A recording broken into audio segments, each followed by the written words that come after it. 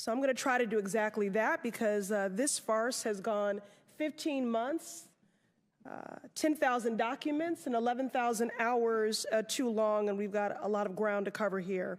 Mr. Parnas, thank you for being here. Last year, you wrote a long letter to Chairman Comer detailing your extensive role in the, quote, campaign orchestrated by Giuliani and Trump to dig up dirt on the Bidens and to spread misinformation about them through various networks, including government officials, journalists, and Fox News personnel, unquote. When that campaign failed to find dirt because, well, there was no dirt to be found, the former occupant of the White House demanded that Ukrainian political officials announce investigations into the Biden family in order to smear Joe Biden prior to the 2020 presidential election. Yes or no, Mr. Parnas, before Trump and Rudy Giuliani tasked you to try to find dirt on the Bidens in Ukraine, did you ever interact with Mr. Trump? Before they asked me, yes, I've had many interactions. Okay. And you wrote to the committee that in late 2018, you attended a holiday party at Trump's White House, as shown in this picture. Can you describe your interactions with Donald Trump during this party? Yes. We came to the event. It was a Hanukkah party.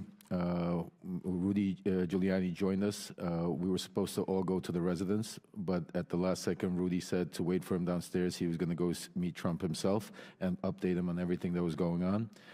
He went to meet Trump at the residence. We waited at the White House. Then eventually, when Trump came down to make a speech, Secret Service came up to us and said that the president wanted to wait for us at the Red Room. So we proceeded to the Red Room and waited for Trump to finish a speech. Then he came in, approached me, and basically told me, shook my hand and said, "Rudy tells me great things. Keep up the good work. Thank you." And then we proceeded to take pictures. Mr. Parnas, when Trump told you to keep up the good work, what did you understand him to be referring to exactly? Well, at that point, the conversation was about Ukraine and Giuliani wanting me to go find Victor Shokin.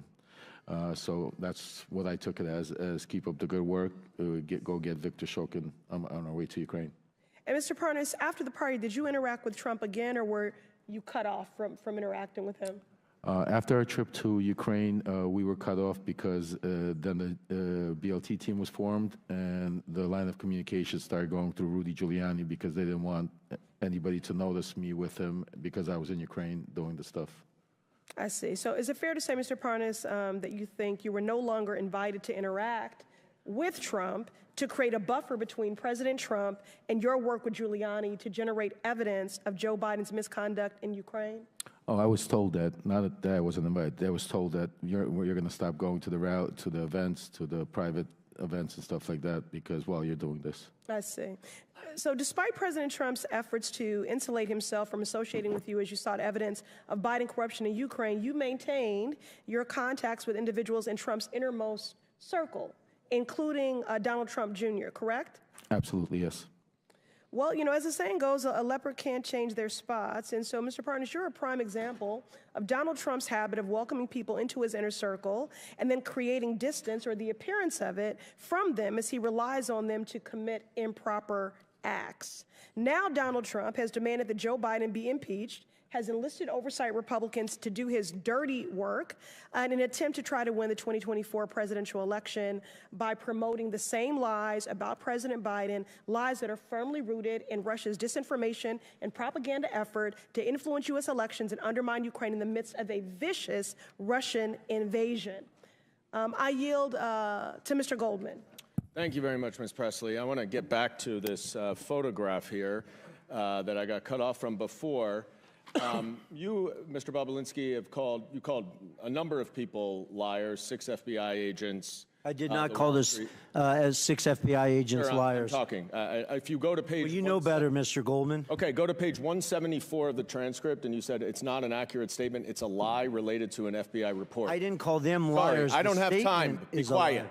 Now, this is a photo that was provided by Cassidy Hutchinson after you called her a liar when she said that you met with Mark Meadows and received an envelope. Do you see this photo? Do you acknowledge that is Mark Meadows in the red hat? Didn't you tell me to be quiet? I don't... I asked the question, do you acknowledge that that's Mark Meadows? I don't... Maybe you're a person can walk it closer so I can see it? Mr. Chairman, would you indulge, just since he's not answering the question, you're he's 15 filibustering? seconds over, but it Well, let me just ask it very briefly. Is that you and Mr. Meadows buy Secret Service cars with you in a mask? Are you kidding, Mr. Goldman? I'm sitting 20 feet away from it. Go It's up to him, please. Go All right up to and him. your time's expired. Okay. Maybe Mr. Swalwell will give you some time. Could he just answer the question? He can answer the question, right? So what I see in this picture is a Secret Service agent 5 feet from me with a full mask on, and a Secret Service agent sitting in a Cadillac Escalade with all the windows up with a full mask on. Is that So you're making it a talking big to deal. the person in the red hat? It's the back of his head. I don't. Is that you talking to the Why don't person you in ask the me red this, hat? Mr. Goldman? Did I meet Mr. Meadows at a Trump rally in Answer Rome, the Georgia? I question. did. I acknowledge that. Is it you? Mr. Oh, you Mr. do? Goldman. I did. Mr. Of Goldman, course I did. But Cassidy Hutchinson is a liar. Cassidy Hutchinson's Thank a you. I get liar that. because Time she has said expired. that he handed me an envelope. Mr. Meadows didn't give me a single thing. Now, Chair recognizes. Glad we have the clear story. Mr. Your Chairman. time's expired. Maybe Mr. Swalwell will yield you some time. Chair now recognizes Mr. Langworthy from Buffalo for 5 minutes. Thank you very much, Mr. Chairman. Glad it's so quiet in here. On the first day of the Biden presidency, then Press Secretary Jen Psaki claimed that President Biden's objective and his commitment was to bring, quote, transparency and truth back to government, to share the truth even when it's hard to hear. That is obviously laughable, just about as laughable as when Hunter Biden claimed that he was trying to avoid wire fees when he had Rob Walker launder a $1 million payment from a Chinese company through 16 different bank wires to Hunter, Hallie, and Jim Biden's accounts. If you're trying to avoid wire fees, then why send 4 different wires over 3 months to the same account? It's a total joke. A glaring example of President Biden's failure to live up to his promise to bring transparency is his influence peddling in Ukraine, where he pressured the Ukrainian government to fire Prosecutor General Viktor Shokin, who was investigating the owner of Burisma. While Joe Biden was vice president in 2014, his son Hunter Biden was asked by Burisma's owners to join the board, a paid position. The committee has sought documents from the administration regarding Vice President Biden's influence peddling in the Ukraine. The administration, which claims transparency, has failed to produce these documents.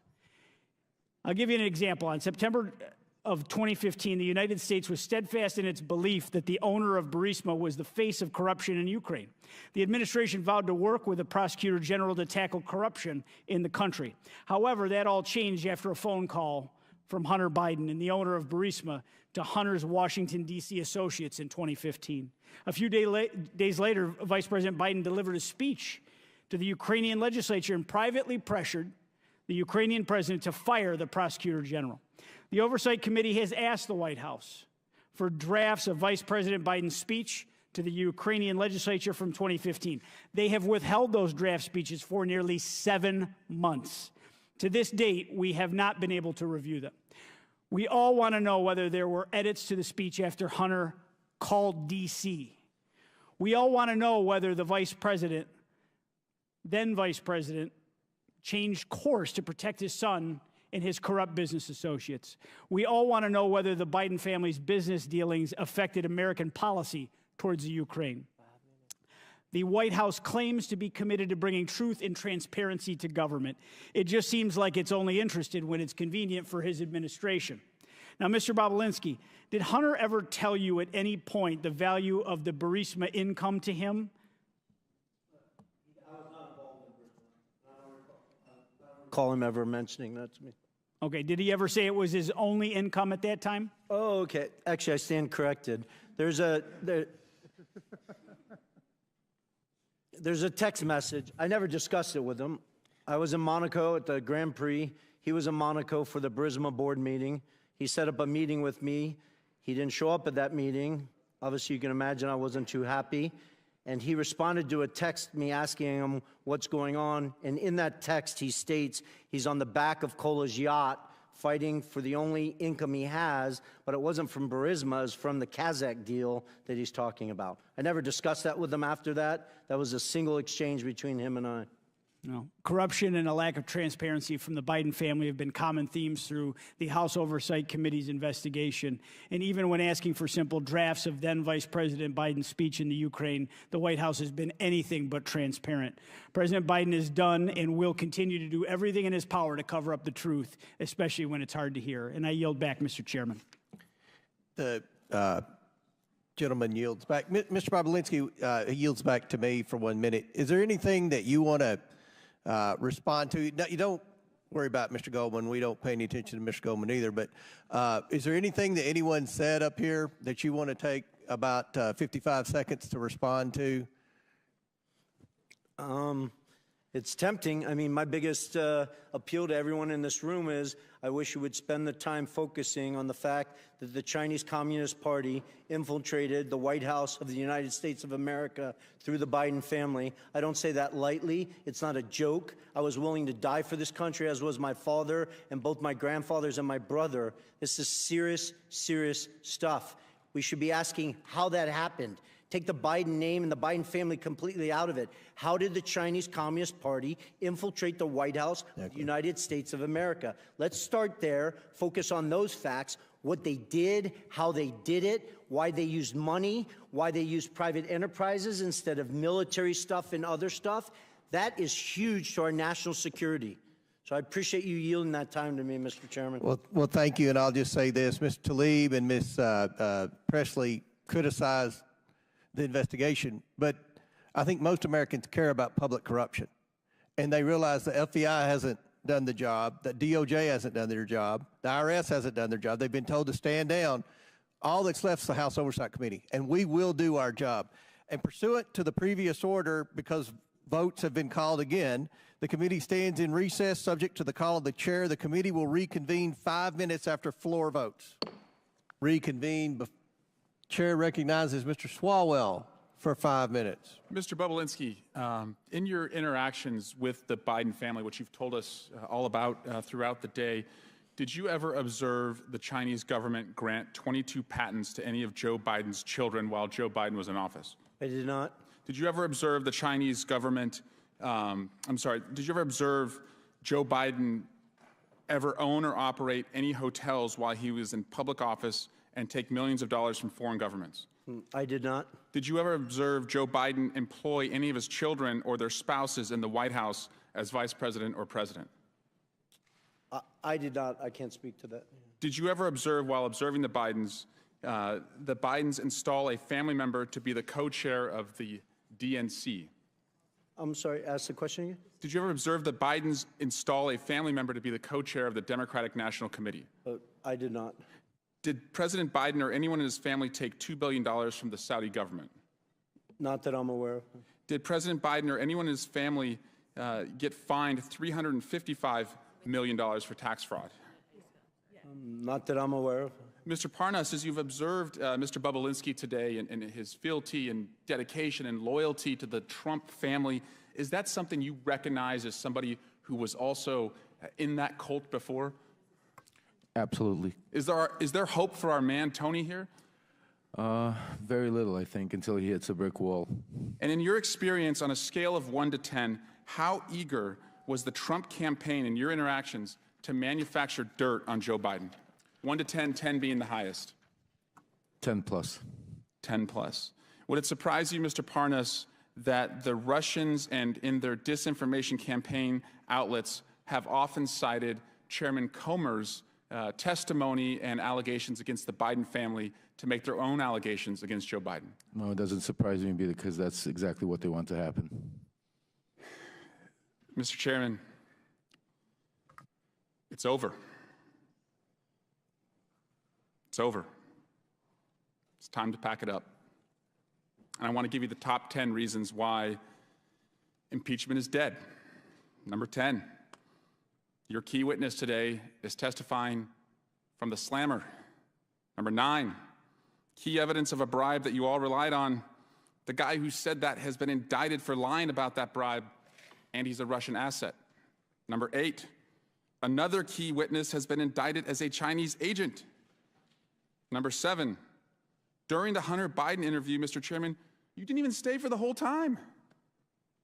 Number 6, Chairman Jason Smith didn't show up at all to the Hunter Biden interview.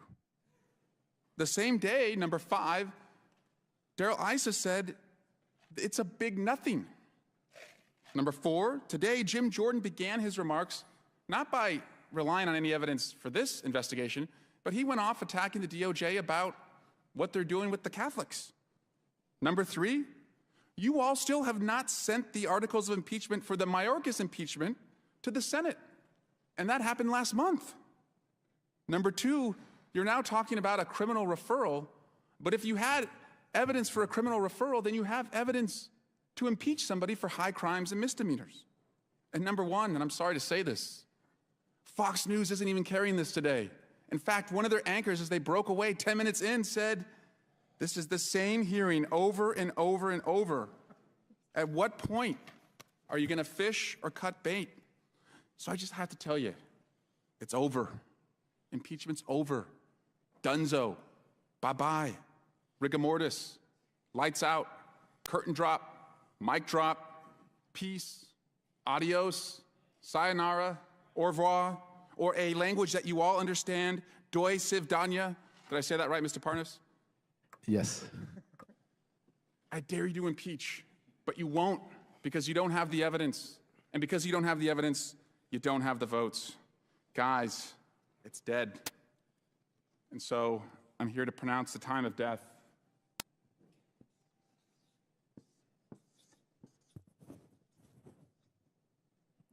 "516. Say it in Chinese. Impeachment is dead.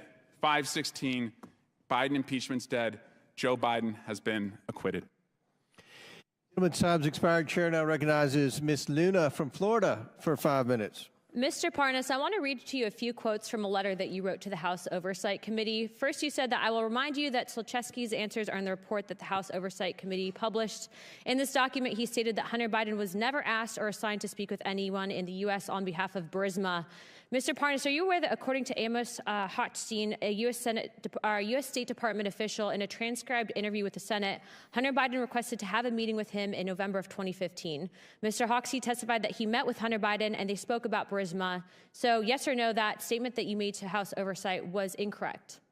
The statement was correct because that statement. Yes or no? The statement is coming So are you from the saying yes, words it of was? CEO Burisma. It's directly This was his conflicting with answer. Those were testimony. not- Next question. That was not There my were no answers. political Those were or answers lobbying from the firm CEO efforts on behalf Burisma. of Burisma in your statement that you made to House Oversight. Mr. Parnas, are you aware that Burisma's engagement of Blue Star Strategies, which was a lobbying firm that was lobbying the U.S. government on behalf of Burisma, and Mykola Zlochevsky, and according to Sally Painter and Karen Termitano, the heads of Burisma. So that statement, again, that you wrote to this committee was incorrect, yes or no? No, you're incorrect because No, I that said, is incorrect. no, You are directly conflicting with that. My final question for you, Mr. Parnas, is next year that nobody from the company of Burisma has ever spoken to Joe Biden. It's okay, Chairman, I got him.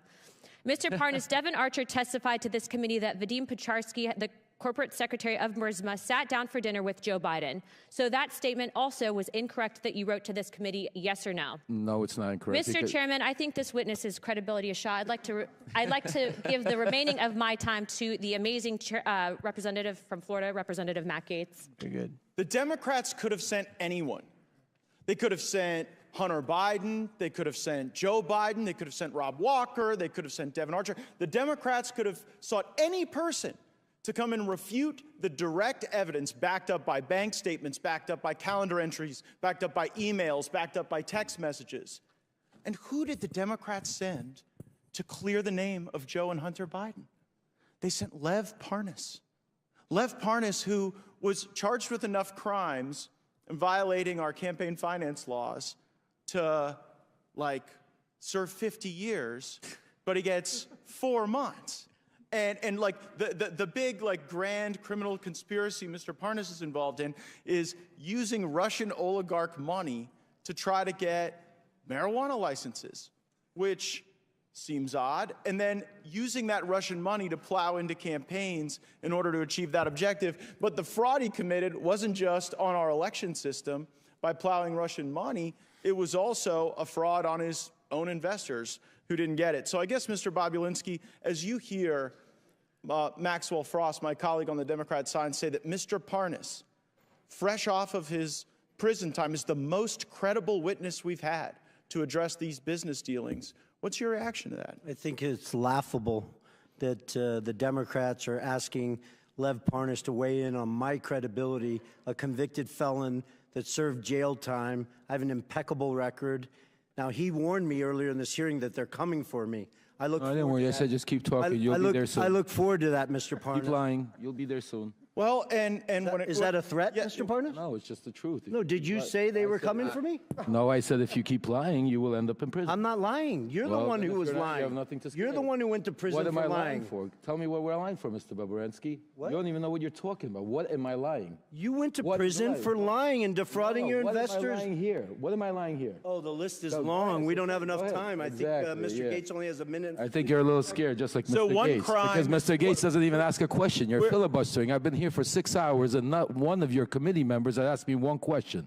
You want to Well, hear I the asked you- truth? hold on, no, hold you on, haven't- Mr. no, no. You I wanna asked a ask question about Get your to the illegal truth. business I've been here dealing. for 7 hours. Mr. Bobulinski, Ask me some questions. fraud is a Stop crime, right? filibustering. Go ahead. Ask Correct. Fraud is a crime. Fraud is a crime, and you observed fraud on the part of the Bidens, right? I did, crystal clear. So much so I had an independent law firm spend $300,000 to analyze that fraud and put together a fully ready, fileable lawsuit against the Biden family. And bribery is a crime, right? Correct? And what you observed with Joe Biden trying to get you into this business deal with Hunter Biden, what you later learned about that business deal and how the money was flowing from the Chinese Communist Party to Hunter Biden, to other members of the Biden family, did that concern you as a potential feature of money laundering?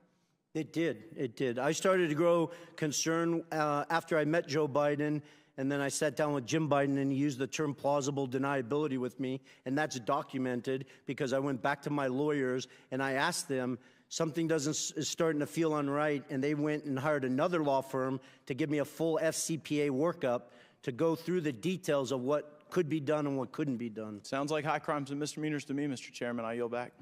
Very good. Chair now recognizes the chairwoman of the House Education Committee, Ms. Fox from North Carolina. Dr. Fox. Thank you, Mr. Chairman, and I want to thank my colleagues for what you have been doing here today, unraveling these issues. Mr. Galinas, in your written testimony, you state that your, quote, objective was to build a diversified private equity platform which would be anchored by a globally known Wall Street brand together with a globally known political name, Biden, end quote. Is it correct that Harvest Fund Management, a $300 billion Chinese financial services company closely connected to the Chinese Communist Party, CCP, was interested in partnering with you and your business partners? Yes, that's correct. Thank you. Why was the CCP-connected Harvest Fund Management interested in doing business with you and your partners, Hunter Biden and Devon Archer? The only plausible reason, and the reason we even discussed, was because of the access that it provided. There was a quote that was attributed to Henry Zhao, the chairman, that talked about the access that it provided. So there's documentation that was contemporaneous that said what their interest was, and that interest was political access. Thank you. Is it correct that Harvest Fund Management believed that Joe Biden would take a seat on that company's board after his vice presidency ended? Yes, that's correct. And there were emails to that effect around that time that were circulated by people who were there as part of those conversations, including the golf outing. Thank you. Are you aware of Hunter Biden ever speaking to his father, Joe Biden, about the plan to have him join the board of Harvest Fund Management? Yes, I witnessed that, yes. It seems clear that Joe Biden was aware of his family's use of his office and influence to do business with America's adversaries, and therefore a choice to pursue personal gain over national security. Mr. Bobulinski, is it true that former Vice President Joe Biden met with Xi Jinping, the chairman of CEFC China Energy? It is based on Rob Walker saying yes to that in a transcribed interview. I personally was not at that meeting. When did this meeting take place based on what Mr. Walker said? Yeah, in my understanding, it would have been February 2017. After they had a meeting in Miami I believe James Gillier got on the corporate jet of CFC and flew with Yi Jianming and Director Zhang to D.C. in preparation for that meeting. After this meeting with former Vice President Joe Biden and Chairman Yi, were any payments made to the Biden family or associates? Yes, well, it gets to that point of obfuscation. $3 million was wired to Rob Walker's account on March 1st. Actually, they sent 2 wires. The first wire got kicked back, and then they sent a second wire on March 1st, 2017 to Robinson Walker, LLC. And then, as your committees walked through today, they parsed that out to the Biden family in numerous different payments. Thank you. Mr. Chairman, it is clear that Joe Biden is the common element in all of Hunter Biden's attempts to do business with China. There's a pattern emerging that the Biden family and associates, including Joe Biden himself, deliberately chose personal gain over the safety and best interest of the very Americans Joe Biden was elected to serve, protect, and defend. With that, I'll yield the balance of my time to Mr. Gates. Hunter Biden's deposition. Question: do you think some of your business associates we've spoken about today, Mr. Archer, Mr. Bobulinski, Mr. Galanis, do you think they had an expectation that your dad had any role or involvement in any of your joint business dealings? Answer from Hunter Biden: not an expectation from me. There was never a single time I can remember saying, hey, we'll get my dad involved. Hey, let's get my dad on the phone. Hey, let's, what can we get out of dad for this? Mr. Galanis, what's your reaction to that testimony from Hunter Biden in light of you describing the Biden lift? I think it's patently false. It's belied by emails, and I think that there's documentation that says that that's just an untruthful statement. And what I'm trying to understand, Mr. Galanis, is there you are sitting in a prison cell for a financial crime where you were an associate with Hunter Biden and some of the other players there, and they're out enjoying Southern California, and you're sitting in a prison cell, and they've got the ability to come and give this false testimony to Congress. Is it your belief that the Biden Justice Department retaliates against people who speak out against the Bidens and their crimes? I'm living that. I think to clarify, I took responsibility for my crimes. I pleaded guilty. I've served 8 years of clean conduct, and I think I've rehabilitated myself quite a bit in that period of time, and evidence, a track record. But I would say that there is unquestionably a pattern of 2 tiers of justice, and that's become a popularized term, and it's something that a lived experience that I've gone through. Yield back. Before I recognize Mr. Waltz, for what purpose does Mr. Biggs seek recognition? I want to include an article in a record. The article is entitled, "Tlaib renews her, quote, impeach the MFer, close quote, call against Trump." Without objection to order, for what purpose does Mr. Gates seek recognition? Mr. Chairman, I seek unanimous consent to enter into the record the press release from the Department of Justice, Lev Parnas sentenced to 20 months in prison for campaign finance, wire fraud, and false statement offenses. Without objection, so ordered. Chair now recognizes Mr. Waltz from Florida. Thank you, Mr. Chairman, and I find it incredibly rich. Mr. Swalwell is going to come to this committee and lecture us about how China penetrates our government. I think that's something he may know a thing or two about, but let's talk about how China has penetrated the highest levels of this government, including this president and this White House, because I think the visual is incredibly important. Mr. Bobulinski, Hunter Biden portrayed Chairman Yi, the chairman of CEFC, to Jim Biden as a protege of Xi. Is that accurate? Not only is it accurate, and it wasn't just Hunter Biden, it was James Gillier, Rob Walker. I wouldn't have used the word protege. They just basically, You don't run China's largest state-owned energy company without being close to Chairman Xi. Correct. Right, fair enough.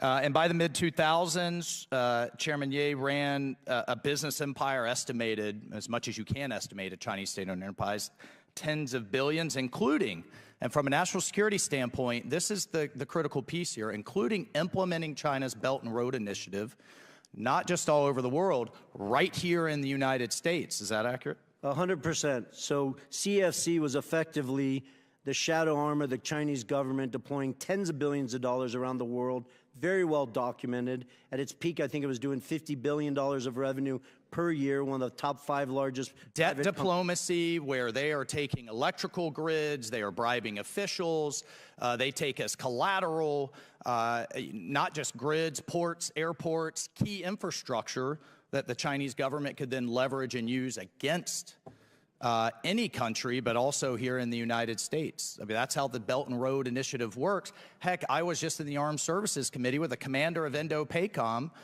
our Pacific Command, talking about how China is basically gobbling up infrastructure around the world, including here. So by the mid, 2015, 2016, Hunter Biden's developed a very lucrative business relationship. By 2017, Hunter Biden's forged such a partnership with Chairman Ye that he planned to share an office space with him, and then just removed Vice President Biden at the House of Sweden in Washington, D.C., correct? Correct. So here's what's interesting, and building on Chairman Fox's questions, within days of him leaving the vice presidency, ostensibly for work performed, $3 million flows through these shell companies that we've depicted here.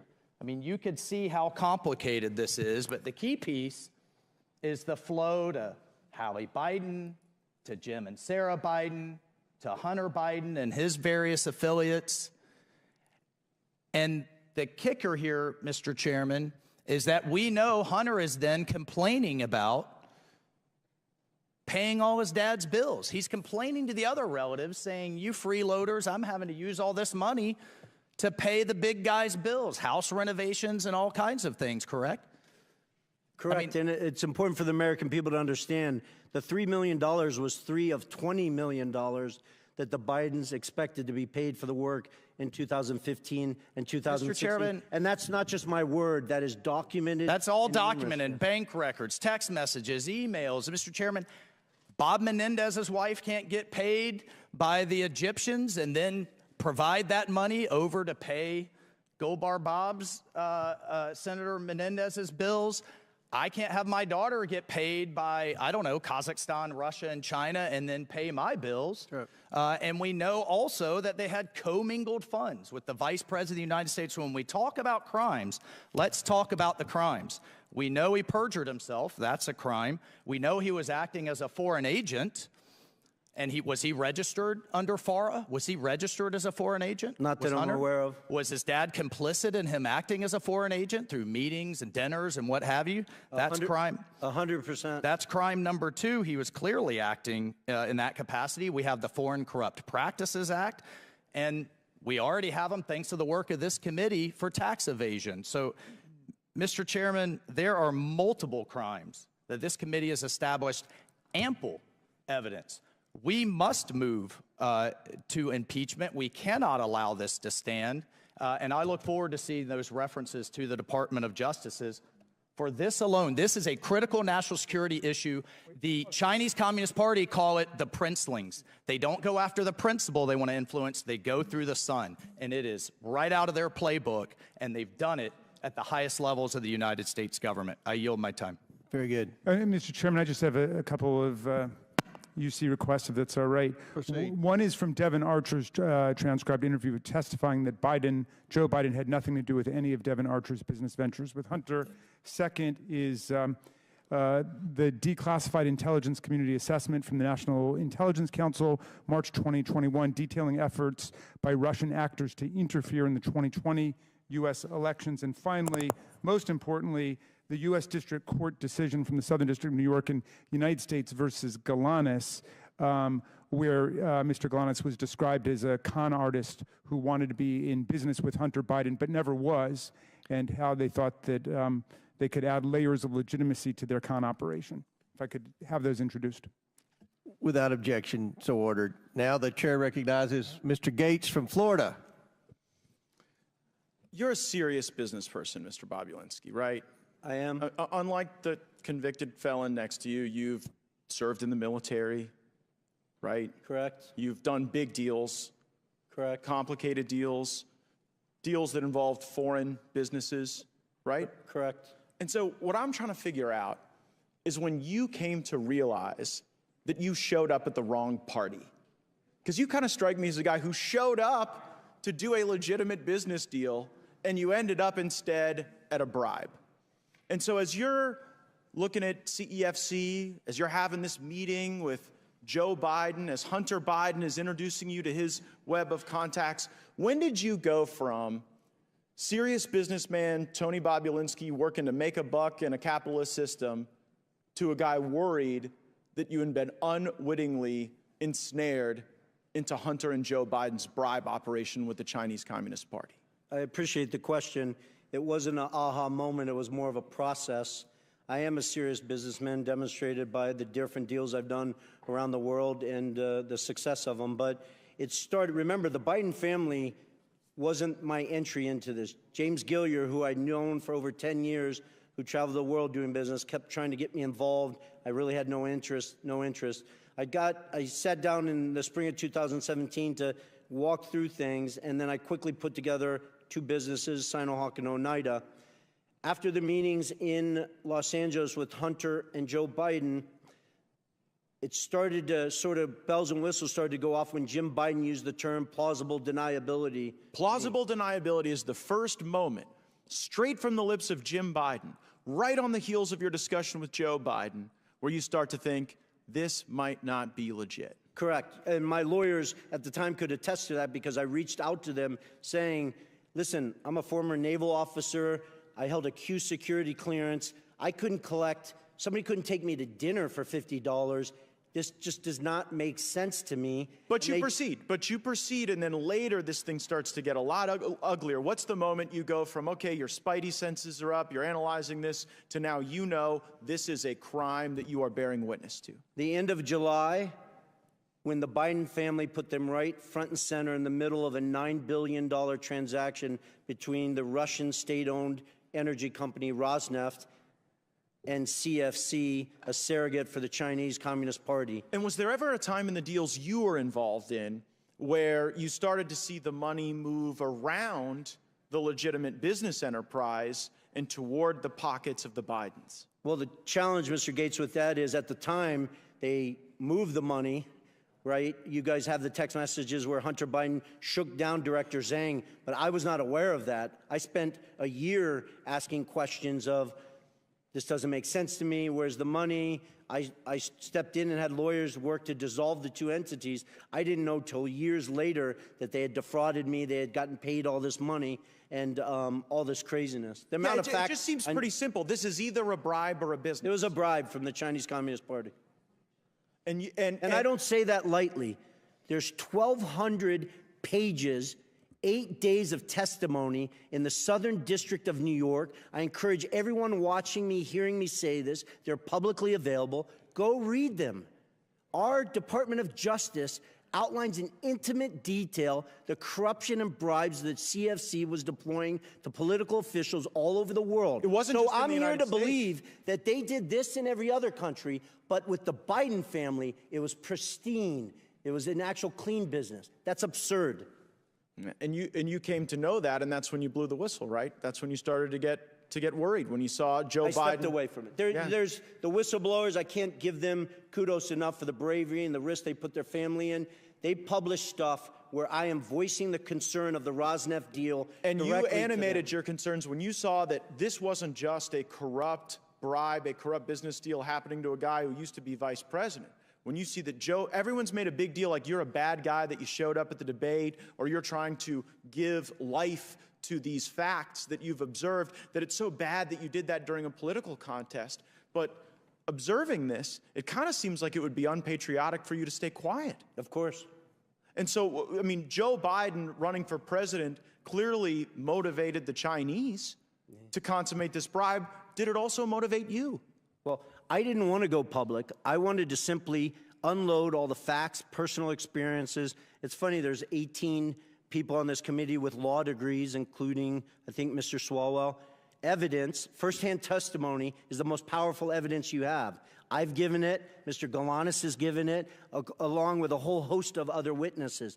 Then, on top of that, I have thousands of documents and pages of legals and stuff like that. That's what's I interesting, wanted to Mr. simply Bobulinski. give this information. Yeah, Congressmen but that's the and thing. senators. No and one let them do questioned their any of your job. facts. No one brought a single piece of evidence that even for a moment discredited any of the truthful testimony that you've given us. No, they my did time's not. expired. I yield back. Gentleman yields back. That concludes our questioning. Again, want to thank the witnesses. We are going to close now, and I will yield to the ranking member for a brief closing statement. Great, and I'll take an extra 32 seconds, as Mr. Gates did. Well, and while we're on Mr. Gates, he seemed to be upset about a couple different things. One was fraud, which was fascinating to me, given that his hero, Donald Trump, has just been convicted civilly of bank and insurance fraud in New York in a civil case, and now owes, I think it's $454 million, unless that's gone up with interest. I think he's having a hard time making that, but I'm sure that Mr. Gates' constituents will help him out as they're shaking down Republican voters. You can pay either for Donald Trump's criminal lawyers or his civil lawyers. That's the big political choice, I suppose. He's also upset about China. Well, if you check out the Democrats' report, White House for Sale, how princes, prime ministers, and premiers paid off President Trump, you'll find that China actually gave more than $5 million to Donald Trump while he was president of the United States in direct violation of the Emoluments Clause, which says that nobody in federal office shall accept a present, an emolument, which means a payment, an office, or title of any kind whatever from a king, a prince, or a foreign state. And we spent the day, again, jawboning about Hunter Biden, who has never held public office, and he's never done business with a government. And yet we have right in front of us, in front of our very eyes, mammoth corruption, unprecedented U.S. history by Donald Trump as president. And my friends don't say a single word about it. But he wants to lecture Mr. Parnas about the illegal donations he made on behalf of pro-Trump super PACs. I've noticed something interesting with the people who have finally disenthralled themselves and gotten out of the Trump cult, as Mr. Parnas puts it. People like Michael Cohen, Sarah Matthews, Cassidy Hutchinson, Alyssa Griffin. There's articles about them. There are dozens of those people, and I'd be fleeing for the exits now, too. What's so fascinating to me about it is that they don't mind when these people lie for Donald Trump. Then when they get out and start telling the truth, that's when they call them liars for what they did when they worked for Donald Trump. Mr. Parnas, they're not mad that you lied and went to prison for it and did your time. They're mad that you stopped lying for Donald Trump. Absolutely, Congressman Raskin. So when I was a state assistant attorney general, Mr. Chairman, I saw a judge on my very first day of work castigate a lawyer by saying, son, you forgot the very first rule of lawyering. When you go to court, you got to bring the evidence with you. You forgot to bring the evidence. There's no evidence. Hundreds of thousands of pages of documents, dozens of hours of testimony, but not a shred of evidence of presidential wrongdoing, much less an impeachable offense by President Biden. And you're making not just the majority a laughingstock, the whole committee a laughingstock. So it's hurting us. My members are saying, when will they call off this nonsense? So here we are.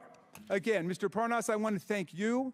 You have explained to America that the allegations at the very foundation of this inquiry were predicated on Russian propaganda and disinformation, just as they were at the start of the hit job that you and Rudy Giuliani were sent to do back in 2018 and 19. And I want to thank you for showing America what real intellectual honesty and personal honesty look like, and how you can grow out of the deranged Trump syndrome that so many of our colleagues are still suffering from today. It's time to call this investigation for what it is, Mr. Chairman. It's not just an embarrassing failure and an historic failure at that, but it's an historic betrayal of democracy, freedom, and the rule of law as Vladimir Putin tramples the freedoms and the democracy of people in Ukraine. We should be spending our time standing up for democracy and not tarnishing it with spectacles like this. I yield back. I should have brought my waiters from the farm. I want to thank our witnesses for being here today. Mr. Bobulinski, Mr. Galanis have delivered testimony in front of the American people directly implicating President Biden and his family's influence peddling schemes. Schemes that brought over $24 million into the Biden family and their business associates' pockets. For what? I never heard the minority say what they did or what business the Bidens were in. Mr. Bobulinski and Mr. Galanis have provided documents supporting these claims and provided hours of testimony to this committee. Mr. Bobulinski and Mr. Galanis have not changed their stories. Mr. Bobulinski and Mr. Galanis did not ask for this hearing, but they showed up for it because they have nothing to hide.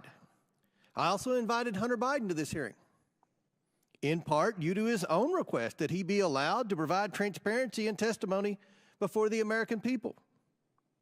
Or at least he did request this hearing, and then he sat for a deposition with the Oversight and Judiciary Committees. Now he's nowhere to be found. Mr. Bobulinski, Mr. Galanis, and others have implicated Joe Biden in the Biden family business. Hunter Biden denies his father's role in the Biden family business. This is a material discrepancy among witnesses of the highest order. I attempted to solve this problem by getting the witnesses in the same room together to straighten out any misunderstandings. It should be clear to the American people that Hunter Biden's word is as valuable as the fake services he was selling. And this committee will not play games or belittle the institution of Congress by allowing Hunter Biden to call the shots about who he testifies with or when he does it. At this point, the only person who can resolve this discrepancy about Joe Biden's participation in his family's influence peddling schemes is Joe Biden himself. As I said at the beginning of this hearing, Joe Biden was either used by his family over and over again and paraded in front of his business partners to rake in millions of dollars, or he knew exactly what he was doing to enrich his family. Joe Biden was either complicit or incompetent. And the American people deserve to know which one it is, which one it was. But neither is acceptable for the leader of the United States. I don't think anyone believes that this is acceptable behavior for the family of the President of the United States to receive tens of millions of dollars from our adversaries around the world, and they can't say one single thing they did to receive the money. Nobody supports that. I don't care if you're Democrat or Republican, if you're from a big city or a small town. That's not what this democracy is about. That's not what the founding fathers set up. They set this up that we have public servants come and provide their public service and then go on. They did not set this up for public servants to enrich themselves through their family, through influence peddling. No one is denied. Is anyone denying, Mr. Raskin, that the Biden family was influence peddling? Nobody denies that the family was influence peddling. What we have here is a major discrepancy on what role Joe Biden played. We know the three former Biden associates say that Joe Biden was actively involved and knew full well what the schemes were, what the family was up to. But we have Hunter Biden testifying under oath that his dad didn't know. So in the coming days, I will invite President Biden to the Oversight Committee to provide his testimony and explain why his family received tens of millions of dollars from foreign companies with his assistance. We need to hear from the President himself. And I assure the American people that they will be able to evaluate for themselves the President's honesty and fitness for the office he now holds. With that, Mr. Chairman, are you going to invite Donald Trump to come and talk about his violations of the Emoluments Clause? you all have investigated Donald Trump for years, and I'm pretty sure I've read in the paper that there's a lot of investigations of Donald Trump. No one's investigated Well, we Joe impeached Biden. him. You were invited to impeach Joe Biden Are today. you supporting, are you going to work with me to see that Joe Biden comes and answers these discrepancies? I mean, this is a big deal. There's no discrepancies. There's not No been discrepancies. No, there's no evidence at all that he's committed any high crime and misdemeanor. What is it? In closing, I want to thank our panelists once again for their important and insightful testimony today. With that and without objection, all members will have 5 legislative days within which to submit materials and to submit additional written questions for the witnesses, which will be forwarded to the witnesses for their response. If there is no further business, without objection, the committee stands adjourned.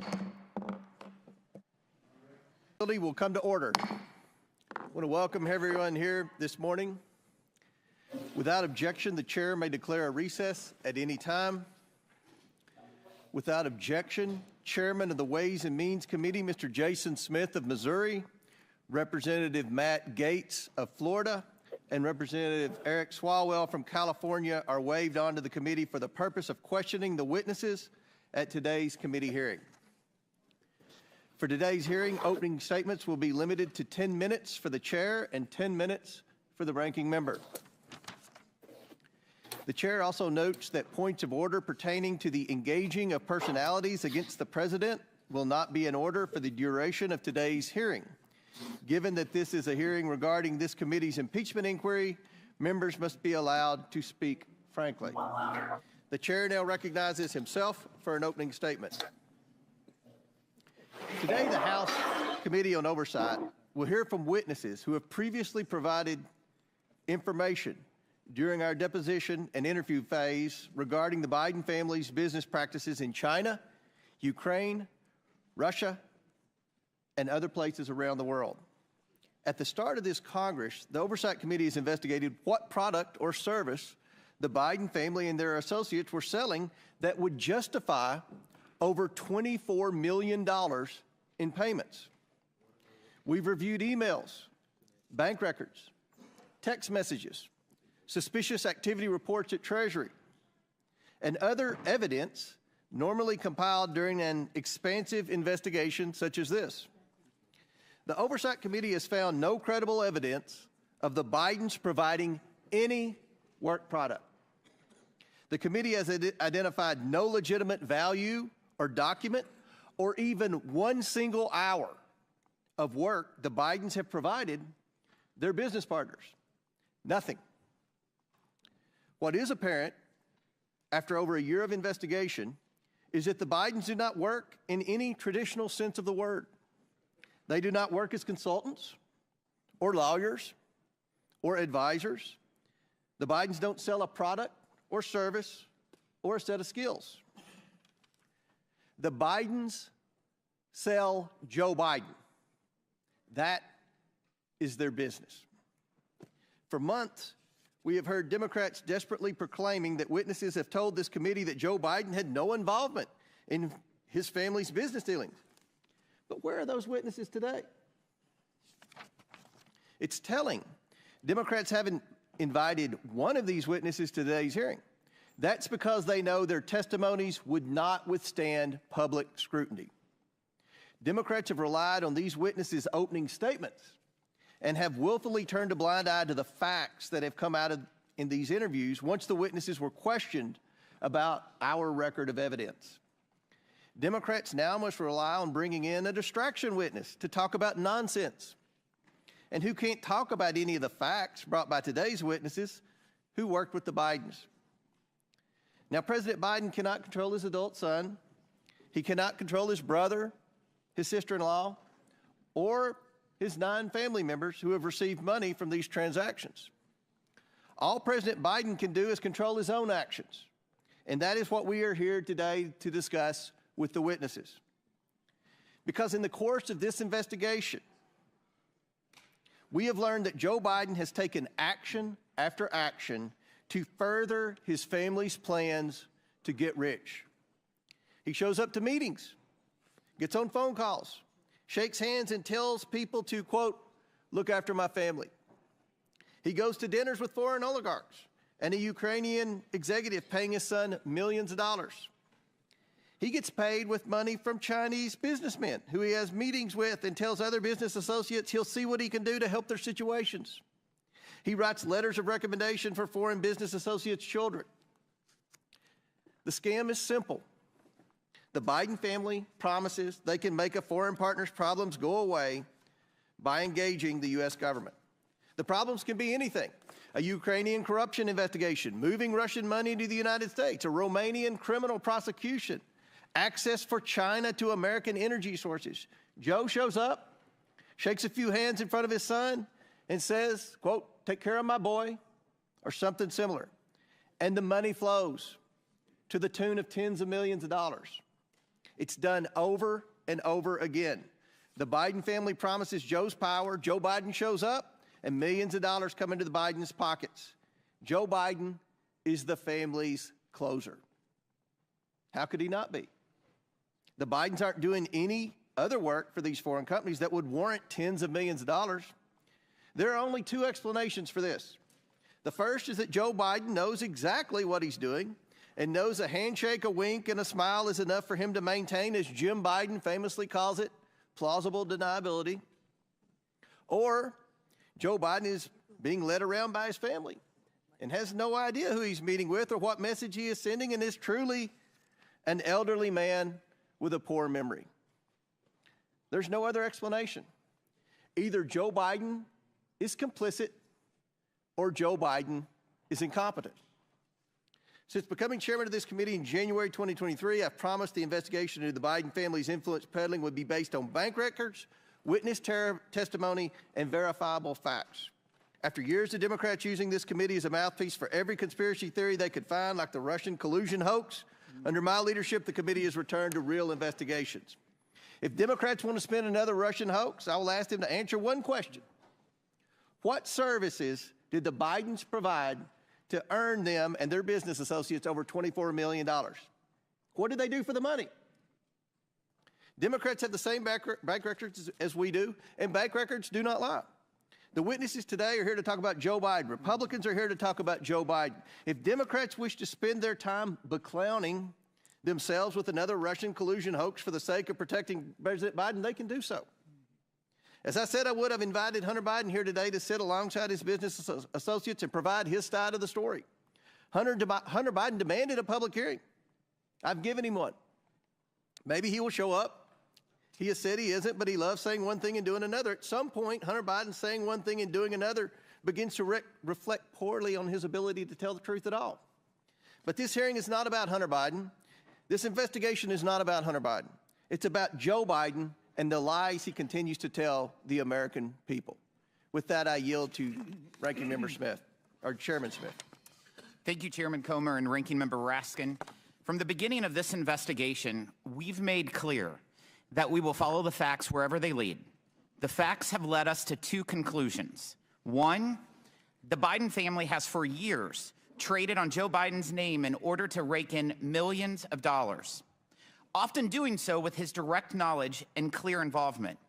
Two, President Biden has been continually dishonest with the American people about his knowledge of his family's business dealings. We have testimony from multiple witnesses that Joe Biden was the brand. He knew what his son and brother were doing and did nothing to stop it. That alone makes him complicit in a scheme to make money off of his public service. But he was not just complicit. He was, as one of today's witnesses has testified, an enabler of this activity. The evidence of the two IRS whistleblowers who came to the Ways and Means Committee has been affirmed by volumes of material provided to Congress, by the testimony of others, and even by the Department of Justice, who finally brought charges against Hunter Biden that mirror those called for by the IRS investigators. The evidence obtained shows that, one, Joe Biden met with his son's business partners on multiple occasions. He used an alias to exchange dozens of emails with his son's bookkeeper. He took official government action that suspiciously coincided with those meetings and correspondence. The connections between Joe Biden and his son's business practices extended even to the Biden 2020 campaign. At the height of the Democrat primary, Kevin Morris, a Hollywood lawyer who met Hunter Biden at a Joe Biden campaign fundraiser, paid off Hunter Biden's tax liabilities because there was, in his words, quote, risk personally and politically. If that matter was not swept under the rug, Investigators that were interested in pursuing a potential criminal campaign violation were told to stand down. The Biden family relied on the Biden brand so much that evidence has revealed that Hunter Biden believed that, quote, all this stuff, meaning his legal troubles, would all go away when his dad became president. Why did he believe that? Because for years, the Biden family has personally benefited from Joe Biden's position of power. Joe Biden knew this, he did nothing to stop it, and he lied about it. I yield to Jim Jordan, Chairman Jordan. I thank the gentleman. Who planted the pipe bombs on January 6? Nobody seems to know. Who leaked the Dobbs draft opinion? You know, the leak that led to an assassination attempt on Justice Kavanaugh. How about this one? Who left cocaine at the White House? Biden administration doesn't seem to have time to answer these questions. They're too busy investigating parents at school board meetings, labeling Catholics extremists, retaliating against whistleblowers. They're too busy putting together a sweetheart deal for Hunter Biden, a deal that got laughed out of court. And oh, the guy who put together the deal that got laughed out of court, that's the guy they name special counsel. You know what Democrats do have time for? Going after President Trump. They've been doing it for 8 years. They spied on his campaign, then it was the Mueller investigation, 19 lawyers, 40 agents, $30 million, and found nothing. Then it was impeachment, then it was raid his home, then it was a special counsel, then it was the 14th Amendment. The party of democracy said, we're going to keep the guy off the ballot who's leading in every single poll. The ranking member said that President Trump should be disqualified from even running for office. Thank goodness we have a Supreme Court who disagreed with the ranking member and the Democrats. 9-0. Not 5-4, not 6-3, not 7-2, not 8-1, 9-0. They disagreed. Now Democrats say, how dare Republicans investigate Joe Biden? How dare they look into the money, the business, and the brand? Millions of dollars, as the chairman said, millions of dollars from foreign entities run through 20 different companies for what? 20 different companies for what? Devin Archer told us what it was for. Access to the brand. And the brand was Joe Biden. The brand that played rounds of golf, took calls and meetings, attended lunches and dinners with Hunter Biden and his business partners. The brand that said, the brand that conditioned $1 billion of American tax money on the firing of the prosecutor pressuring the company Hunter Biden sat on the board of. And oh, by the way, was getting paid $1 million a year. Today, we're going to learn more about that brand. We're going to learn more about what Mr. Galanis called the Biden lift. We'll learn about the plausible deniability that Jim Biden talked to Mr. Bobulinski about. And we'll hear about the statement, the rule that governed how the business operated around Joe Biden. The rule that said, say it, forget it, write it, regret it.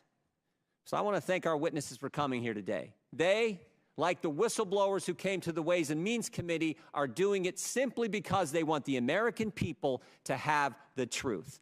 I yield back. Gentleman yields back. Chair now recognizes the ranking member for 12 minutes for his opening statement. Mr. Chairman, thank you very kindly. With any luck, today marks the end of perhaps the most spectacular failure in the history of congressional investigations, the effort to find a high crime or misdemeanor committed by Joe Biden and then to impeach him for it. In prior hilarious episodes of this long-running madcap series, America got to see the following. 1, nearly 20 fact witnesses who could not identify a single act of wrongdoing by President Biden, much less a high crime and misdemeanor, and who overwhelmingly testified that Biden was not involved in any of his family's business adventures. 2, 3 expert witnesses called by the majority itself who said nothing that they had seen in the tens of thousands of pages of documents adduced by the majority even remotely approached the level of a high crime and misdemeanor. Bank records would show exactly what all the witnesses told us, that Joe Biden was not involved in his family members' businesses. Repeated voyeuristic displays of pornographic images by the majority, completely irrelevant to any conceivable legislative or investigative purpose. A star witness, Gal Luft, who turned out to be a Chinese agent and an illegal arms trafficker on the run from American justice. And the key piece of evidence, which launched the entire zany goose chase, an FD 1023 form in which the FBI duly recorded a completely fictional tip about a $5 million bribe to Vice President Biden, peddled by Alex Smirnoff, who has been criminally indicted by a Trump-appointed U.S. attorney, Special Counsel David Weiss, for felony counts of systematically lying to the FBI and constructing a false record about Joe Biden, and now sits in jail in California as a flight risk while the world studies his longstanding and extensive ties to Russian intelligence. Today, the good chairman and his ace MAGA detectives have finally jumped the shark. The comedy of errors comes crashing to an end as House Republicans in more than a dozen Biden districts beg for mercy, and the committee throws a flabby Hail Mary pass 3 weeks after the Super Bowl's over. So today, we revisit the fruitless testimony of two more fading star witnesses who have failed to testify to any presidential wrongdoing, much less evidence of high crimes and misdemeanors. Both of the majority witnesses are frustrated would-be business partners of Hunter Biden, who tried to leverage the Biden name, or the Biden brand, as they keep calling it. But they never got any business off the ground for reasons that will become painfully obvious to anyone watching the proceedings today. Even Hunter Biden, laboring at the time under a serious substance abuse addiction, could tell these were not the type of people he should be doing business with. So rather than representing the Biden brand, which was their ardent wish, they now show up today as loyal servants of Trump world, each of them proudly represented by their very own former Trump White House attorney. The first is Mr. Bobulinski, the bitterly disappointed wannabe Hunter business partner whose famously litigious history includes unsuccessfully suing his own dying father's charity for nearly $1 million, and just last month suing Cassidy Hutchinson for $10 million after she reported that Mr. Bobulinski, wearing a ski mask, met with Mark Meadows, which Ms. Hutchinson is now backed up with actual documentary photographic evidence, something in very short supply in this investigation. Mr. Bobulinski made his hazy allegations against the Bidens public for the first time at a press conference choreographed by the Trump for President campaign, which provided him a venue, a gaggle of journalists, and even a dress shirt that they went out and bought for him to wear to the event. Hours later, Mr. Bobulinski joined the second 2020 presidential debate as Donald Trump's personal guest, where he was seated with Kid Rock and Mark Meadows. The other star witness, Mr. Galanis, who I believe is appearing by Zoom today, is a serial fraudster and convicted con man, a term I would charitably not use on a witness, except it was explicitly bestowed upon him by not one, but two different U.S. federal district court judges, including the one who sentenced him to over 15 years in prison for defrauding union pension funds, a Native American tribe, and scores of innocent investors. Mr. Galanis was sentenced to pay restitution of over $80 million to his victims. That's a lot of money. That's what Donald Trump was sentenced to pay E. Jean Carroll for in that civil litigation. The very first record of Mr. Galanis' claims against the Biden family appeared, check this out, in the clemency petition that he sent from prison to President Trump. But the key point is this: even if we were to believe every single word offered by these utterly compromised and biased witnesses, Mr. Bobulinski and Mr. Galanis, their allegations don't identify any wrongdoing, much less an impeachable offense by President Biden. With the impeachment bus running on empty, our GO colleagues now are apparently preparing to save face by ending the impeachment farce with criminal referrals. But criminal referrals require evidence of crimes. And the only crimes we have seen are those of the GOP's own star witnesses, like Russian asset Alex Smirnoff, Chinese agent Gal Luft, Devin Archer, and Jason Galanis. The minority witness today, our witness, Lev Parnas, casts a piercing light on what's really taking place here. And Mr. Parnas has reason to know. He, too, used to be a mega sycophant peddling lies and disinformation to smear Joe Biden. Today, he joins a long line of self-exiles from Trump world who could no longer stomach all the corruption and deceit. People like Cassidy Hutchinson, people like Michael Cohen, Sarah Matthews, Alyssa Griffin, General James Mattis, the chair of the Joint Chiefs of Staff, Mark Milley, General John Kelly, and now Vice President Mike Pence, who refuses to endorse for president the man he served with. But we do have loyal sycophants still in the room, and one day I look forward to hearing their testimony about how they got sunk into this religious cult. Mr. Parnas wrote Chairman Comer and me a remarkable letter on July 23rd, 2023. This is the first time I'm meeting him today. He was Rudy Giuliani's right-hand man, his globe-trotting business partner and language interpreter in the mission to manufacture Ukraine and Burisma-related dirt and smears against Joe Biden in 2018 and 2019. He spent all of his time traveling around the world trying to stage evidence against Joe Biden. In his letter, Parnas explains that the desperate search to find evidence of any kind of Biden corruption was a complete and total bust because there was no evidence to find. He wrote to tell us that not only is there no evidence in Ukraine that Joe Biden did anything improper, but more darkly, the manic search for a smoking gun against Biden became a mission to invent and concoct evidence out of thin air with the active help of Russian intelligence assets and agents. A man, I'm getting to Russia. You haven't heard anything yet, Mr. Chairman. A man who has reckoned with his own moral descent into Trump world. Lev Parnas is ashamed of what he did to serve the interests of Russian propaganda and Putin's lies. And he wants America to know the truth. He can explain how the Russian-stimulated conspiracy theories and lies that he promoted with Rudy Giuliani live on in the tiresome fabrication spread by Alex Smirnoff and now repeated by this committee like Pavlov's dog. At every turn, my colleagues cry Russia hoax, even in the face of repeated warnings from Donald Trump's own Treasury Secretary and Secretary of State, from the intelligence community, from Robert Mueller, and most recently from Special Counsel Weiss, who was named to office by Donald Trump. As Secretary Mnuchin stated, quote, Russian disinformation campaigns targeting American citizens are a threat to our democracy.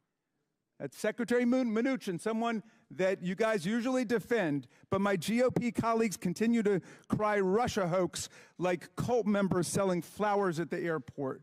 Our colleagues are the ones loyally amplifying the actual Russian hoax, not the Russia hoax, the Russian hoax, the one that Giuliani and Trump and Smirnoff have eagerly adopted from Putin and his agents.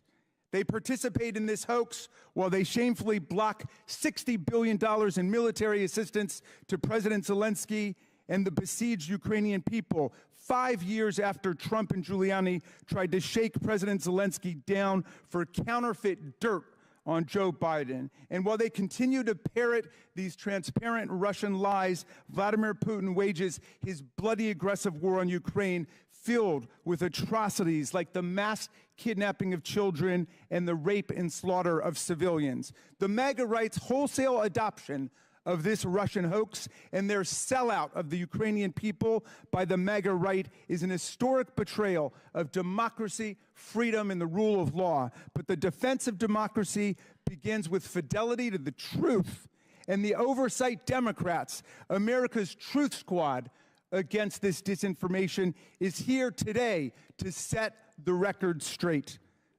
I yield back to you, Mr. Chairman. I would now like to introduce our witnesses. Mr. Tony Bobulinski, Mr. Bobulinski was a business partner of Hunter Biden in a joint venture between a Chinese energy entity, CEFC. Mr. Bobulinski sat for a transcribed interview with the committee on February 13, 2024. Mr. Lev Parnas.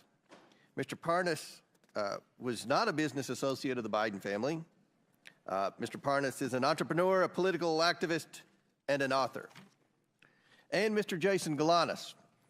Mr. Galanis was a business partner of Hunter Biden. Mr. Galanis sat for a transcribed interview with this committee on February 23, 2024. We asked the Bureau of Prisons to make him available in person today. They would only provide Mr. Galanis for virtual testimony. Notably, Mr. Galanis applied for CARES Act home confinement, and after a lengthy approval process, was approved for home confinement on June 9, 2023. On June 12, 2023, I issued a subpoena to Devin Archer for testimony. On the following day, June 13, 2023, Mr. Galanis' approval was reversed as a result of Department of Justice's intervention. So Mr. Galanis has remained in a federal prison facility. He is currently in Montgomery, Alabama. Mr. Galanis, can you please state for the record who else is in the room with you?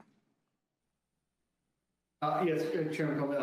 My counsel and advisor, Mark Paletta, and Nicholas Wise. Thank you. Pursuant to Committee Rule 9G, the witnesses will please stand and raise their right hands.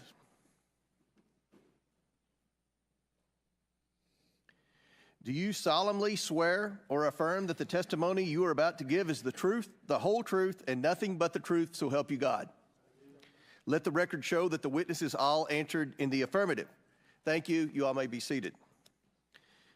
We appreciate you all being here today and look forward to your testimony. Let me remind the witnesses that we have read your written statements and they will appear in full in the hearing record. Please limit your oral statements to 5 minutes. As a reminder, please press the button on the microphone in front of you so that it is on and members can hear you. When you begin to speak, the light in front of you will turn green. After 4 minutes, the light will turn yellow. And when the red light comes on, your 5 minutes is expired, and we would ask that you would please wrap it up as quickly as possible. I now recognize Mr. Bobulinski for his opening statement.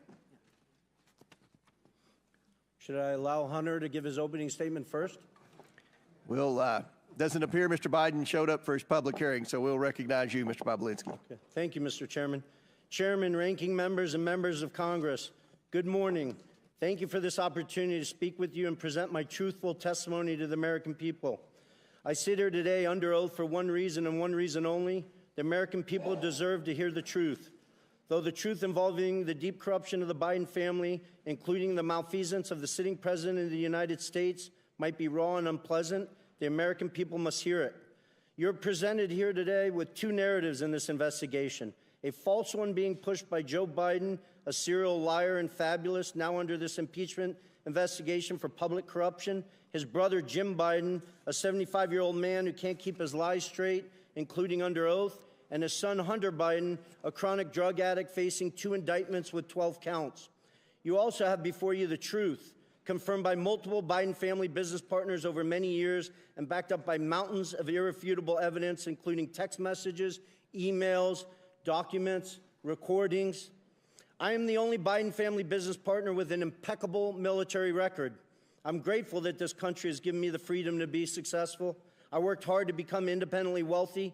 I've taken several businesses public, sold multiple businesses to some of the world's best private equity firms. In fact, my business success is why they sought me out. However, what they have done is repugnant to me. I am here today because I'm a patriot and I'm a truth teller. We keep hearing from certain corners that our democracy is at risk and democracy is on the ballot in 24. Yet the same people preaching this mantra know better. They continue to lie directly to the American people without hesitation and remorse. Rep. Dan Goldman and Jamie Raskin, both lawyers, and Mr. Goldman, a former prosecutor with the SDNY from New York, will continue to lie today in this hearing and then go straight to the media to tell more lies. Hunter Biden's defense attorney, Abby Lowell, weaponizes letters to Congress to try to smear my name Mr. and Chairman. misstate the cold hard facts Mr. Chairman. in an attempt to save his powerfully connected client Wait. and his father. I challenge Mr. Lowell to make those claims on national television so he can be held accountable for his lies. Prior to my successful business career, I was an officer in the United States Navy. At Navy's Elite Naval Nuclear Power Training Command, I later served as the command's chief technology officer. Please proceed. I apologize for the disruption from the. Okay. Am I supposed to say it's my time, Mr. Raskin? Yeah. But please, Mr. Bobulinski, please. Okay. Come to order. Mr. Bobulinski, please proceed. Okay. Please proceed. I apologize for the disruption from the minority. Okay. Well, Mr. Chairman, save his time, but he called members of this committee liars, and I just want to know whether the order and decorum requirements of House Rule 11 apply to witnesses appearing before the committee. Does it apply or does it not?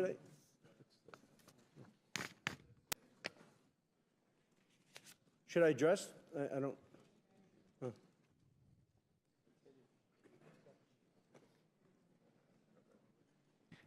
There's decorum from the members. We've asked for that. There's no language that I'm aware of pertaining to a witness. Thank you.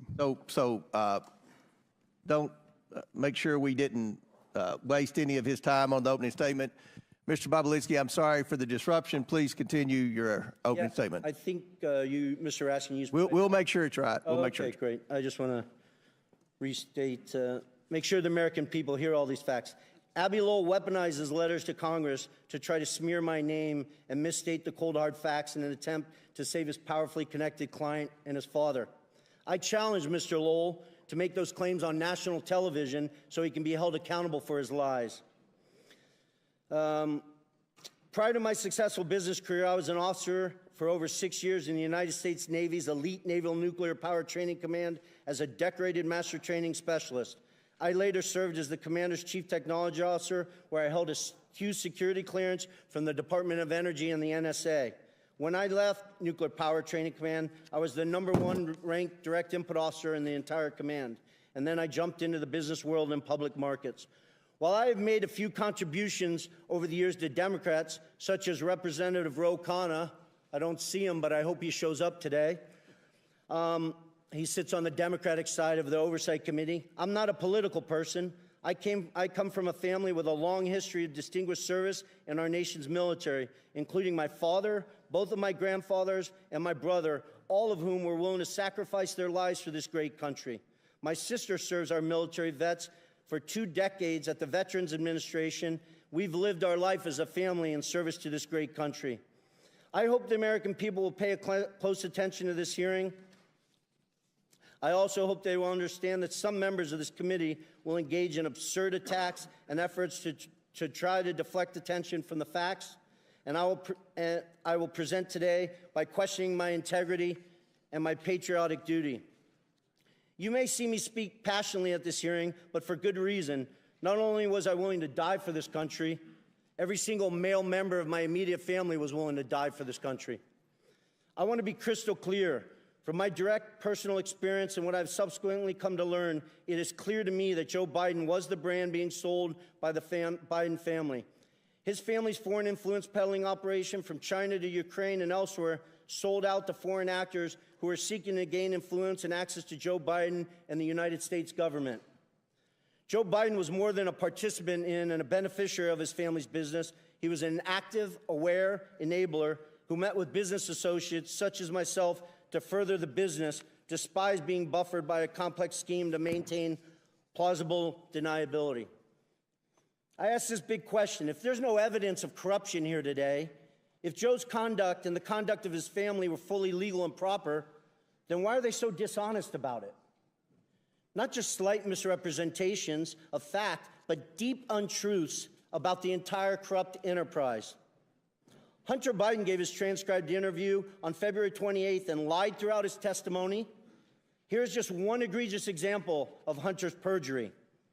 He lied to the committee on important details concerning his money demands and threats to CFC in text messages on July 30th and 31st, 2017. He leveraged his father's presence next to him in that infamous text to strong-arm CFC to paying Hunter immediately. Jim Biden also lied extensively throughout his transcribed interview on February 21st and perjured himself.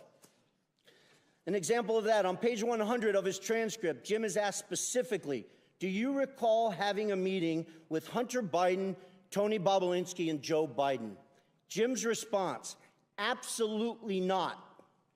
The committee was so shocked by his perjury that they asked him the same question multiple times. Each time he denied meeting with me and Joe Biden. After the committee showed him text messages confirming that I met with Joe Biden, Hunter Biden, and Jim Biden at the Beverly Hilton in May 2017, Jim Biden, with a former U.S. attorney lawyer sitting next to him, still denied that meeting took place. Hunter Biden, in his own transcribed interview, confirmed that that meeting took place. Hunter confirmed his uncle perjured himself in front of this committee. I'm simply here to tell the truth to the American people, and I hope each and every one of you, congressmen and women, give me the opportunity to do that instead of focusing on Russia or smearing my family's name or focusing on facts that are irrelevant today. I yield back. Thank you. Mr. Chairman, parliamentary inquiry? Yes. Just 2 points. One is I believe Mr. Bobulinski went over 2 minutes, 14 seconds. I hope the same courtesy will be We will give Mr. Parnas equal time. Thank you. And secondly, I see that we now have a witness appearing remotely, and I thought that witnesses were required to appear in person under the rules adopted by the majority at the beginning of the Congress. And do we have a new practice with respect to that rule? Because I know that members on our side were denied the ability to participate in hearings that were conducted in Florida and Mississippi and Alabama. We wanted to participate by Zoom. So I hope... And I'll answer that. It requires, to be able to testify remotely, requires a letter from me and an approval from the majority leader, which we have. And I'll enter that letter into the record without objection. Thank you, Mr. Chairman. I hope we'll extend the same courtesy to members of this committee when they can't get to a hearing as in Mississippi or Florida. Thank you much. Mr. Chairman, parliamentary inquiry. State your point. Mr. Chairman, Mr. Bobulinski just referred to text messages that I believe he is referring to photos of a BlackBerry. What's your parliamentary inquiry? State your parliamentary inquiry, because we've got a very important hearing here, and we don't have time for stunts. What's your parliamentary inquiry? It's not a stunt. It's I'm simply asking that Mr. Bobulinski. You don't have a parliamentary inquiry. Chair now recognizes Mr. Parnas for equal time. Mr. Chairman, Chair recognizes Mr. Parnas. Does the committee have the text messages that Mr. Bobulinski? Mr. Chairman, we don't have time for games by Democrats today. We have important witnesses here. This is a credible. I'm asking a question about the important You asked for a parliamentary inquiry. You will have 5 minutes whenever Jamie Raskins tells me it's your time to speak. Mr. Parnas, the chair recognizes you for equal time that Mr. Bobulinski had, which was 7 minutes. Thank you. Hello. Honorable members of Congress, Chairman Comer, Ranking Member Raskin, and members of the Oversight Committee. I am humbled and thankful before you to show up before you today. I came to the United States from Odessa, Ukraine in 1976 when it was still the former Soviet Union. My mother and father and sister and I had left the Soviet Union, escaping anti-Semitism and persecution. While in Rome en route to Israel, my sister and I won the most important opportunity that we have ever been given. We won a U.S. green card lottery. My family came here with literally no more than shirts on our back and the hopes of rebuilding our lives in the land of freedom. I say this to you because I love this country. From shortly after my arrest on October 9, 2019 to now, I have been trying to share the irrefutable truth with you. The American people have been lied to by Donald Trump, Rudy Giuliani, and various cohorts of individuals in government and media positions. They created falsehoods to serve their own interests, knowing it would undermine the strength of our nation. From November 2018 to October 2019, I was a key participant and a witness to numerous efforts to prove that Joe and Hunter Biden were linked to corruption in Ukraine. Rudy Giuliani, on behalf of then President Donald Trump, tasked me with a mission to travel the globe, finding dirt on the Bidens so that an array of networks could spread misinformation about them, thus securing the 2020 election for Donald J. Trump. Ironically, when I was arrested, my original indictment linked me to an individual referred to as unindicted co-conspirator 1. We now know this individual to be Congressman Pete Sessions, who sits on this very committee today. Today, I ask you to consider the following. In nearly a year traveling the world and interviewing officials in different countries, I found precisely zero evidence of the Biden's corruption in Ukraine. No credible source has ever provided proof of criminal activity, not the FBI, CIA, nor the NSA. No respectable Ukrainian official has ever said that the Bidens did anything illegal, including former President Poroshenko and former Prosecutor General Yuri Lutsenko. Even when CEO of Burisma, Mykola Zlochevsky, was offered a deal by Rudy Giuliani in exchange for information on the Bidens, he provided none, because there is none. The only information ever pushed on the Bidens in Ukraine has come from one source, and one source only: Russia and Russian agents. The impeachment proceedings that bring us here now are predicated on false information spread by the Kremlin. Everyone involved knew they were sharing lies. From Trump and Giuliani's shadow diplomacy, through my missions to Ukraine and elsewhere, to members of a BLT team, a group convened for the sole purpose of investigating and damaging the Bidens.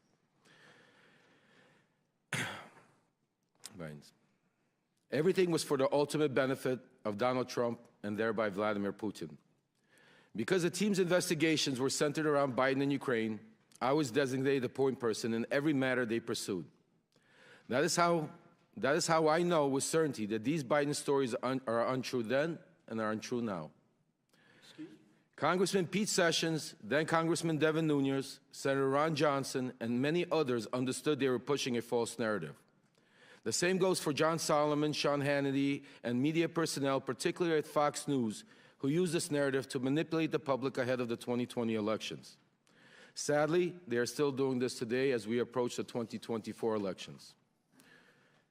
We cannot separate this conspiracy from the Russian-Ukraine war because Trump has no intention to keep aiding Ukraine. Without the support of the United States and NATO, millions in Ukraine will suffer and die. If we allow Russia to defeat Ukraine, eventually that suffering will reach American shores. Today, I admit my own wrongdoings. I have been a convicted federal election campaign and fraud crimes and served my sentence. I do not hide that from reality. It is part of my truth. Despite rigorous attempts by those in power to silence me, I will be silenced no longer. Thank you to the committee for allowing me to speak. I look forward to answering any and all of your questions. Thank you. Chair now recognizes Mr. Galanis for his opening statement. Chairman Gomer, Ranking Member Raskin, and members of the committee, my name is Jason Galanis. I was a business partner of Hunter Biden and Devin Archer, among others, during the years of 2014-2015. Our business included the acquisition of 85-year-old Wall Street firm Burnham & Company, the $1.5 billion surviving division of Drexel Burnham Lambert. Our objective was to build a diversified private equity platform, which would be anchored by globally known Wall Street brand together with a globally known political name, Biden. Our goal, that is Hunter Biden, Devin Archer, and me, was to make billions, not millions. The entire value add of Hunter Biden to our business was his family name and his access to his father, Vice President Joe Biden. In 2014, we believed that the Burnham enterprise would be significantly enhanced by forming a partnership with Harvest Fund Management, a $300 billion Chinese financial service company closely connected to the Chinese Communist Party. This effort was led by Hunter Biden's contact with Henry Zhao, the Harvest chairman. Mr. Zhao was interested in this partnership because of the game-changing value add of the Biden family, including Joe Biden, who was to be a member of the Burnham Harvest team post-vice presidency. My lawyers provided the committee a drafted email dated August 23rd, 2014, drafted for Hunter Biden that reflects this understanding. It states, and I quote, "Michael, please also remind Henry Zhao of our conversation about a board seat for a certain relation of mine. Devin and I golfed with that relation earlier this week, and we discussed this very idea. And as always, he remains very, very keen on the opportunity," end quote. I'm certain that this phrase, a certain relation of mine, refers to Vice President Biden. Devin told me about this golf course conversation shortly after it happened. Ultimately, this paragraph was deleted from the final version, with Hunter following our general rule of thumb on business deals: say it, forget it, write it, regret it. Further to that, I recall being with Hunter Biden and Devin Archer at the Peninsula Bar in New York, where Hunter took a call from his father and told him things were going well with Henry's Allen Harvest and that he might need a little help getting across the finish line. It was not the only time I heard Hunter speak with his father for business reasons. I was present when Hunter called his father on May 4th, 2014 on a cell phone, put it on speaker mode to have him say hello to Yelena Baturina, a Russian oligarch and an investor in Rosemont projects, and her husband, Yuri Luzkov, the former mayor of Moscow. Devin Archer was also there. Hunter said, quote, I'm here with our friends. I told you we're coming to town, and we wanted to say hello. The vice president said hello, some pleasantries, and I hope you had safe travels, and then said, quote, okay, you be good to my boy. Hunter responded by saying, everything is good, and we are moving ahead. The vice president said something about, quote, being helpful, and Hunter ended the call by saying he was going to call his father later. Before this call, Hunter sat next to Yelena Baturina at a table, and I heard him speaking on business matters generally. A few days after this May 4th party, an email my lawyer provided to this committee shows that Devin had confirmed Ms. Baturina was committed to a, quote, hard order of $10 to $20 million in a burden investment banking client. In an effort to build this financial platform, I engaged in unlawful conduct. Our companies were entrusted with $11 billion of union pension fund money, whose trust I betrayed. I pleaded guilty. I've had 8 years in federal custody to reflect on my actions. I'm profoundly sorry for committing these crimes. I deserve the lengthy sentence I received. Nevertheless, as I set out more fully in my full statement, I believe the SDNY prosecutors did not indict Hunter Biden on the same deal for political reasons, despite then available documentation that we were partners, were involved in decision-making that involved illegal self-dealing, and all of us had financially benefited from these schemes. In fact, Hunter Biden and Devin Archer's company, Rosemont Seneca Bohai, received $15 million from the tribal bonds fraudulent scheme to be invested in the Burnham Group.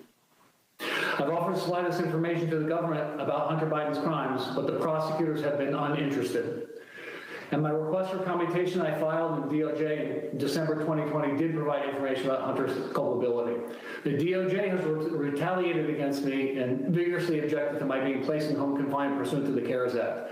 I applied for home confinement on February 4th, 2023, and I was approved on June 9th. On June 12th, this committee issued a subpoena for Devin Archer, and the BOP reversed my approval on June 13th, with the SDNY prosecutors strongly objecting to my release. I've been appealing this reversal, and with each stage, the BOP reason for my denial has changed. During this period, the period beginning in January 2023, I was sexually assaulted by a member of the prison staff at FPC Pensacola. He persisted in sexually harassing me for many months thereafter. I had hoped to receive home confinement, which would remove me from danger. My judgment was clouded by the shame I felt for not being able to prevent the attacks. I was well aware, as inmates, all inmates are, that the Bureau of Prisons had a horrible record on these matters. I believe my disclosure would have made things worse for me. Unfortunately, the sexual harassment continued until early August, when the prison correctional officer's comments became more threatening. I feared for my safety. I decided to seek counseling from Chaplain Dixon the next day, on August 10, 2023. The chaplain was visibly upset by the events and asked to bring in Warden Salisbury, who quickly opened a PREA investigation, which is a reference to the Prison Rape Elimination Act passed by Congress. After further debriefings, I was immediately escorted to a vehicle and driven by senior staff hours to FPC Montgomery, a separate facility. I'm grateful the committee has opened up an investigation of these matters, and I appreciate Chairman Jordan and Comer and Subcommittee Chairman Biggs signing the letter. I believe I've been a victim of a pattern of retribution by the Department of Justice. I believe I'm putting myself at grave risk within the BOP for providing information on these matters concerning the president and his son. I've been treated professionally at Montgomery. I want to thank Case Manager Coordinator Anthony Barnes and Warden Randy Keys for their help in facilitating access to my attorney prior to this interview. Thank you, Mr. Galanis, and I want to thank all the witnesses again for being here today. We will now begin the questions and I want to remind members on both sides of the aisle, each member has 5 minutes. I'm going to adhere to that and hit the gavel. If the question has been asked, then we'll allow the witnesses time to respond. But we are going to try to get in a lot of questions from a lot of members, and I will begin the questioning, followed by Ranking Member Raskins. Again, Mr. Bobulinski, thank you for your service to our country, your military service. Appreciate you being here. During the 118th Congress, this committee has investigated Joe Biden's involvement in his family's influence peddling schemes around the world. So let's start with that. Mr. Bobulinski, was Joe Biden involved with any of your business dealings with Hunter Biden and James Biden? Was Joe Biden involved in his family's attempts to sell their access to him? You set out a form to form a legitimate business. You set out to form a legitimate business with the Bidens. Did you come to find out that the Biden family had no interest in doing real business? I did. Mr. Galanis, are you aware of any times Hunter Biden used Joe Biden with Joe Biden's knowledge to benefit their business associates? Yes. Which business associates? Yelena Baturina, Russian oligarch, testified about. Russian, Chinese, Chinese fund manager, Henry Zhao, and Nikolai Zlochevsky, a Ukrainian oligarch, oil and gas oligarch. Okay. Now that we've established that Joe Biden was involved in his family's business dealings, I'd like to turn to the financial records we've subpoenaed. One major point my Democrat colleagues downplay is how much money the Bidens accumulated from foreign business ventures in such a short period of time. We have over $24 million to the Biden family and their business associates from 2014, while Joe Biden was vice president, to 2019. Mr. Bobulinski, there came a time when you were attempting to raise $10 million from the Chinese to pursue an actual business deal, a real business deal. But it wouldn't be correct to say this was a $10 million deal, would it? What did the Bidens conceive of the business with the Chinese becoming? The Chinese were committing to deploying billions of dollars in infrastructure projects here in the United States as well as around the world. Mr. Galanis, what was the financial goal you, Mr. Archer, and Hunter Biden set out to achieve? Was it millions of dollars or billions of dollars? Billions of dollars. Billions with a B. Yes, billions. Now I'd like to turn to some of the statements Joe Biden has made during his presidency about the findings of this investigation. Mr. Bobulinski, Joe Biden has said he never interacted with his family's business associates. Did he meet with you? He did. In fact, are you aware that Joe Biden also met with... I'm sorry, Mr. Chairman. He did multiple times. Okay. Are you aware that Joe Biden also met with Rob Walker, Eric Sherwin, and Devin Archer, too? I'm generally aware of it. Mr. Galanis, as you discussed earlier regarding Yelena Baturina, the Russian oligarch, you were present for Hunter Biden calling his then Vice President father with the Russian oligarch, Yelena Baturina. Present, correct? That's correct. You also were present for Hunter Biden's conversation with his father about a board seat on a Chinese company board. Is that correct? I was present for a call when Chinese transactions discussed, yes. So, Mr. Galanis, isn't it true that when Joe Biden said he didn't interact with his family's business associates, that's not true, is it? I believe it would be misleading to the point of being an untruth. I want to touch on the fact about the absent seat in the middle. Hunter Biden has chosen not to attend today's proceedings. I've given Mr. Biden exactly what he asked for before his deposition. It's clear that Hunter Biden knows his testimony would not withstand public scrutiny. Joe Biden has not been truthful about his participation in schemes to sell access and influence. And today's witnesses will show the American people a side of the story that the president and his allies on this side of the aisle are eager to hide. Mr. Bobulinski, can you tell us about your meeting at the Beverly Hilton with Joe Biden? The short version.